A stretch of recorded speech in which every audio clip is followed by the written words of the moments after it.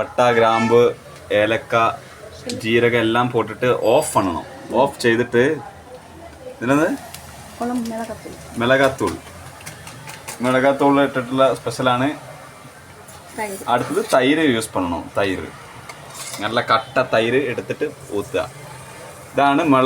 ഇതാണ് നമ്മൾ എന്ത് തക്കാളി ഉള്ളി ഇല്ലാത്ത പച്ചമുളകൊന്നും ചെയ്യാതെ എന്നിട്ട് ഓണാക്കുക. നമ്മൾ ചിക്കൻ കറി ഉണ്ടാക്കുന്നത് ഇതാണ്.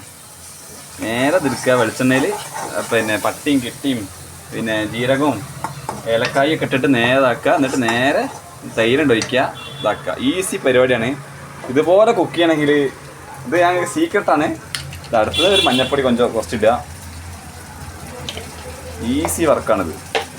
അടുത്തെന്താണ് മമ്മി പറയും ചൊല്ലുന്നു. നെക്സ്റ്റ് എന്നാ പോകണം? അவ்வளோதானே அவ்வளோதான். இதில் நேரம் சிக்கன் போட்டால் போதும். சிக்கன் குழம்பு ரெடி.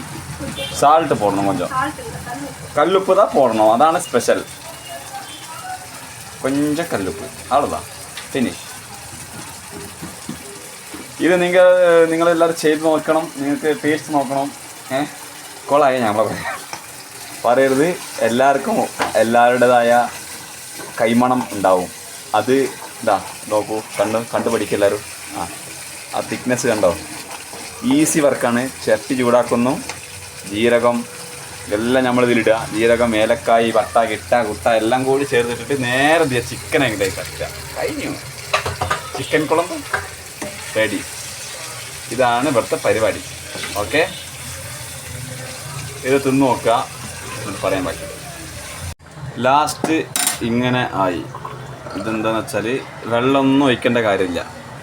ഇത് ഈ ചിക്കനിൽ തന്നെ ഉണ്ടാവും. പിന്നെ അതിൽ മുട്ട ഇട്ടാൽ നമുക്ക് ഈസി ആയിട്ട് മുട്ടയും കൊട്ടി കഴിക്കാം. കോഴിയാണെന്ന് മനസ്സിലാവും. ഓക്കെ.